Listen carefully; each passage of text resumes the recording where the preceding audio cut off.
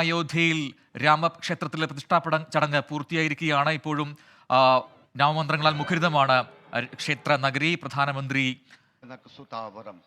ദൃശ്യങ്ങളിൽ കാണുന്നത് പോലെ ചടങ്ങുകൾക്ക് നേതൃത്വം നൽകി അവിടെ ഇപ്പോഴും തുടരുന്നുണ്ട്. അയോധ്യയിൽ പ്രതിഷ്ഠാ ചടങ്ങുകൾ പൂർത്തിയായിരിക്കുന്നു. ചടങ്ങുകൾക്ക് പ്രധാനമന്ത്രിയാണ് നേതൃത്വം നൽകിയത്. മുതിർന്ന BJP നേതാവ് LK അദ്വാനി ചടങ്ങിൽ പങ്കെടുത്തില്ല. നാളെ മുതലാണ് പൊതുജനങ്ങൾക്ക് ക്ഷേത്രത്തിലേക്കുള്ള പ്രവേശനം ഉണ്ടാവുക. S വിജയകുമാറും R രാധാകൃഷ്ണൻ നൽകും ഏറ്റവും പുതിയ വിവരങ്ങൾ അയോധ്യയിൽ നിന്നും തത്സമയം. വിജയകുമാർ, ചടങ്ങുകൾ പൂർത്തിയായി കഴിഞ്ഞിട്ടുണ്ടോ? ഇനിയുള്ള നടപടിക്രമങ്ങൾ, ചടങ്ങുകൾ എന്തൊക്കെ?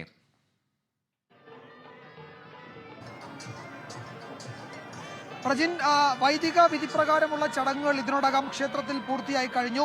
വിഗ്രഹ പ്രതിഷ്ഠ, അതിലെ പ്രാണപ്രതിഷ്ഠ എന്ന ഏറ്റവും പ്രധാനപ്പെട്ട ചടങ്ങ് പൂർത്തിയായി കഴിഞ്ഞു. അതിനുശേഷം പ്രധാനമന്ത്രി യജ്ഞത്തിന്റെ യജമാനൻ, മുഖ്യ യജമാനൻ എന്ന നിലയിൽ അവിടെ ആരതി ഒഴിയുകയും ചെയ്തു. തുടർന്ന് അദ്ദേഹം പൂക്കൾ അർപ്പിച്ചു. അദ്ദേഹവും ഒപ്പമുണ്ടായിരുന്നവരും ആരതി ഒഴിയൽ ചടങ്ങിൽ പങ്കെടുത്തു. ശ്രീകോവിലിൽ ഈ സമയം അനുമതി ഉണ്ടായിരുന്നത് പ്രധാനമന്ത്രി നരേന്ദ്രമോദി, ഉത്തർപ്രദേശ് മുഖ്യമന്ത്രി യോഗി ആദിത്യനാഥ്, അവിടുത്തെ ഗവർണർ ആനന്ദിബെൻ പട്ടേൽ, RSS മേധാവി മോഹൻ ഭാഗവത്, അയോധ്യ രാമക്ഷേത്ര തീർത്ഥ ട്രസ്റ്റ് ചെയർമാൻ മഹന്ത് നൃത്തഗോപാൽ ദാസ് എന്നിവർക്കായിരുന്നു. ലക്ഷ്മികാന്ത് ദീക്ഷിത് എന്ന കാശിയിലെ പുരോഹിതനാണ്. ഈ പുരോഹിതന്റെ നേതൃത്വത്തിലായിരുന്നു ചടങ്ങുകൾ നടന്നത്. വേദമന്ത്രങ്ങളാൽ മുഖരിതമായ അന്തരീക്ഷത്തിൽ 29-നും 12:31 ഇടയിലുള്ള 82 സെക്കൻഡുകളാണ് ആ ചടങ്ങ് നീണ്ടുനിന്നത്. അതിനുശേഷം പ്രധാനമന്ത്രിയും മറ്റുള്ളവരും രാംലല്ലയ്ക്ക് സമ്മാനങ്ങൾ അർപ്പിച്ചു. പ്രധാനമന്ത്രി വെള്ളി കുടയും പട്ട് പുടവകളുമാണ് സമ്മാനമായി നൽകിയത്. രാജ്യത്തിന്റെ നാനാഭാഗങ്ങളിൽ നിന്നെത്തിയ ലക്ഷക്കണക്കിന് തീർത്ഥാടകർ അയോധ്യ നഗരത്തിൽ കാത്തു നിൽക്കുകയാണ് ക്ഷേത്ര ദർശനത്തിനായി. പ്രത്യേകം ക്ഷണിക്കപ്പെട്ട 7000-നും 8000-നും ഇടയിൽ ആളുകൾ ക്ഷേത്ര പരിസരത്ത് ഇപ്പോൾ കാത്തു നിൽക്കുന്നുണ്ട്. പ്രധാനമന്ത്രി നരേന്ദ്രമോദി രാംലല്ലയുടെ പ്രതിഷ്ഠയ്ക്ക് ശേഷം അവരെ അഭിസംബോധന ചെയ്യുന്നുണ്ട്. അതാണ് ഇനി നടക്കാനിരിക്കുന്ന പ്രധാനപ്പെട്ട ചടങ്ങ്. 2 മണിവരെയാണ് ഈ പ്രസംഗ സമയമെന്ന് PMO ഔദ്യോഗികമായി അറിയിക്കുന്നു. അതിനുശേഷം മറ്റൊരു സമീപത്തുള്ള ഒരു ശിവക്ഷേത്രം കൂടി പ്രധാനമന്ത്രി നരേന്ദ്രമോദി സന്ദർശിക്കും. ഈ പ്രതിഷ്ഠ നടക്കുന്ന ആ മുഹൂർത്തത്തിൽ അയോധ്യയുടെ രാംപഥിലും സമീപത്തും ഒക്കെ ഹെലികോപ്റ്ററിൽ പുഷ്പവൃഷ്ടി നടത്തിയിരുന്നു. കാത്തുനിന്ന 10,000-കണക്കിന് ലക്ഷക്കണക്കിന് ആളുകൾക്ക് വലിയ സന്തോഷത്തോടെ ജയ് ശ്രീറാം മന്ത്രങ്ങൾ മുഴക്കിയാണ് ആ സമയം സ്വീകരിച്ചത്. മംഗളഘോഷങ്ങളോടെ ഏതാണ്ട് ഇന്ത്യയുടെ വിവിധ ഭാഗങ്ങളിൽ നിന്നെത്തിയ 50 കലാകാരന്മാരുടെ മംഗളഘോഷ മുഴക്കലോടെയാണ് ചടങ്ങുകൾക്ക് തുടക്കമായത്. ചടങ്ങുകൾ പുരോഗമിച്ചത് മുഴുവൻ വൈദിക വിധിപ്രകാരമായിരുന്നു. ആ വൈദിക വിധിപ്രകാരമുള്ള ചടങ്ങുകൾക്ക് അനുമതി നൽകിയത് ക്ഷേത്രത്തിൽ ഈ ചടങ്ങുകൾക്ക് മുഖ്യ യജമാനനായ പ്രധാനമന്ത്രി നരേന്ദ്രമോദിയാണ്. ഇന്ത്യയിൽ ഒരു പക്ഷേ ഇതാദ്യമായാണ് പ്രധാനമന്ത്രി തന്നെ യജമാനനായി ഒരു ചടങ്ങിന് നേതൃത്വം നൽകുകയും അദ്ദേഹത്തിന്റെ അനുജ്ഞ അനുസരിച്ച് മറ്റ് പുരോഹിതന്മാർ ആ യജ്ഞത്തിൽ പങ്കെടുക്കുകയും ചെയ്യുന്നത്.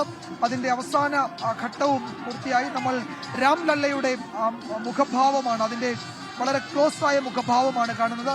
5 വയസ്സുള്ള ബാലകരൂപനായ ശ്രീരാമനെയാണ് രാംലല്ല ഇവിടെ പ്രദാനം ചെയ്യുന്നത്. കർണാടകയിൽ നിന്നുള്ള കൃഷ്ണശിലയിൽ, ഒറ്റശിലയിൽ കൊത്തിയതാണ് ഈ രാംലല്ല എന്ന വിഗ്രഹം. മറ്റു പലയിടത്തു നിന്നുമുള്ള വിഗ്രഹങ്ങൾ അവിടെ എത്തിച്ചിരുന്നെങ്കിലും ഏറ്റവും അനുയോജ്യമായത് ഈ രാംലല്ല എന്ന് തീരുമാനിക്കുകയായിരുന്നു. ഈ രാംലല്ലയ്ക്ക് നിരവധി പ്രത്യേകതകളുണ്ട്. രാംലല്ല ഒറ്റശിലയിലാണ്. അതിൽ ചേർത്തുവയ്ക്കലുകളില്ലാത്ത ഒറ്റശിലയിൽ കൊത്തിയ ഒരു കർണാടകയിലെ ശില്പി കൊത്തിയതാണ് രാംലല്ല. രാംലല്ല എല്ലാ ഭൂകമ്പമടക്കം എല്ലാ സംഗതികളെയും എല്ലാത്തിനെയും അതിജീവിക്കുന്നതാണ്. അതിൽ യജ്ഞവിധിപ്രകാരമുള്ള അഭിഷേകങ്ങൾ, നെയ്യും അതുപോലെ തന്നെ പാലും പിന്നീട് വിവിധ തീർത്ഥങ്ങളിൽ നിന്ന് ജലവുമൊക്കെ അഭിഷേകത്തിൽ ഉപയോഗിച്ചിരുന്നു. ഇന്ത്യയിൽ നിന്ന് മാത്രമല്ല, നേരത്തെ പറഞ്ഞതുപോലെ ജനക്പൂർ എന്ന സീതയുടെ ജന്മദേശമെന്ന് വിശ്വാസികൾ കരുതുന്ന നേപ്പാളിലെ ജനക്പൂരിൽ നിന്ന് കൊണ്ടുവന്ന തീർത്ഥവും ഈ വിഗ്രഹത്തിൽ അഭിഷേകം ചെയ്തു. ഇന്ന് പുലർച്ചെ ഇന്നലെ ഈ പൂജകൾക്ക് ശേഷം സുഷുപ്തിയിലാക്കിയിരുന്ന രാംലല്ലയെ ഇന്ന് രാവിലെ ജാഗ്രതയിലേക്ക് ഉണർത്തുക എന്ന ചടങ്ങാണ് വേദവിധി പ്രകാരം നടന്നത്. ആ വിഗ്രഹത്തെ ജാഗ്രതാക്കിയതിനു ശേഷം പതിവ് പൂജകൾ നടന്നു. ആ പതിവ് പൂജകൾക്ക് നിർണായക ഘട്ടത്തിലാണ് പ്രധാനമന്ത്രി മുഖ്യ യജമാനനായ പ്രാണപ്രതിഷ്ഠ എന്ന ക്ഷേത്രത്തിലെ ഏറ്റവും പ്രധാനപ്പെട്ട ചടങ്ങ് നടന്നത്. അതിനുശേഷം ആരതിയും പൂർത്തിയായി. ഇനി മുതൽ എല്ലാ ദിവസവും 3 ആരതികളും നിവേദ്യവും അടക്കം ദക്ഷിണേന്ത്യയുടെയും ഉത്തരേന്ത്യയുടെയും വിവിധ ഭാഗങ്ങളെ അനുസ്മരിപ്പിക്കുന്ന പൂജാകർമ്മങ്ങളാണ് രാംലല്ലയിൽ, അയോധ്യയിലെ രാമക്ഷേത്രത്തിൽ ഉണ്ടാവുക. ഈ രാംലല്ലയുടെ പ്രതിഷ്ഠാപനത്തോടനുബന്ധിച്ച് നടന്ന മംഗളവാദ്യത്തിൽ പോലും വിവിധ ദേശങ്ങളിൽ നിന്നുള്ള ഇന്ത്യയുടെ വിവിധ ഭാഗങ്ങളിൽ നിന്നെത്തിയ കലാകാരന്മാരെ പങ്കെടുപ്പിച്ചിരുന്നു. ചടങ്ങുകളൊക്കെ പൂർത്തിയാക്കിയാണ് മഹന്ത് നൃത്തഗോപാൽ ദാസിനെയൊക്കെ നമുക്ക് ഈ ദൃശ്യങ്ങളിൽ കാണാം. പ്രധാനമന്ത്രിയുണ്ട്. അദ്ദേഹം ചടങ്ങുകൾ പൂർത്തിയാക്കി രാംലല്ലയുടെ സമീപത്തു നിന്നും ശ്രീകോവിലിൽ നിന്നും ഗർഭഗൃഹത്തിൽ നിന്നും മടങ്ങുകയാണ്. ഇനി അദ്ദേഹം പുറത്ത് കാത്തു നിൽക്കുന്ന ഏതാണ്ട് ആയിരക്കണക്കിന് ആളുകളെ, പ്രത്യേക ക്ഷണിതാക്കളായവരെ അഭിസംബോധന ചെയ്യും. ആ ചടങ്ങ് കൂടി ബാക്കിയുണ്ട്.